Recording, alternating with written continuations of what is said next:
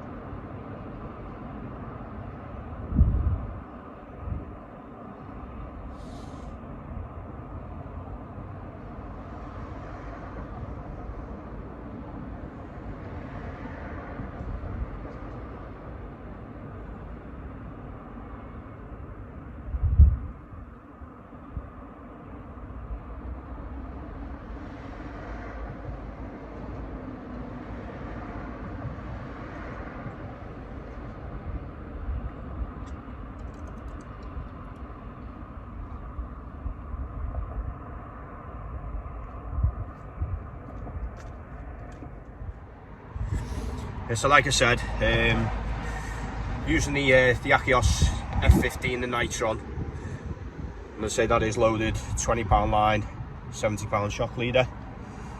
So just purchased these off Paul Tucker from Starfish Sea Fishing, absolutely mint condition. And because obviously it's new, I've obviously just put like a little bit of a rubber piece on there just to stop obviously the foam from slipping. Because I found last night when I was having a few chucks, it was slipping, and again, because I'm obviously so used to releasing with my right thumb being reel up, now reel down, it's obviously left thumb. So again, just a little thing like that, really, just to obviously help with that. Obviously when your thumb's wet and the spool's wet. So then, as I say, it's the we're fishing with Fireblade GT, 14 foot. And a 6-ounce lead. So you won't be seeing me doing any sort of pendulum casting, because that's not me. I've never really done pendulum casting before. It's literally just been a simple cast, really. But it is something I'd like to obviously get into if I can. But for now, it's all about just getting used to this, really, and getting used to the technique, the timing, the release of the foam, the feel of the rod as well, being reeled down, and especially in like fishing environments as well. You know, I got on okay with it last night, to be fair. Although the fishing was crap, it was just whiting. There was quite a lot of weed and stuff like that, so you know, I felt quite comfortable like winding in and things like that. So again, completely new, feels a little bit alien at the moment, but we're giving it a go and see how we get on.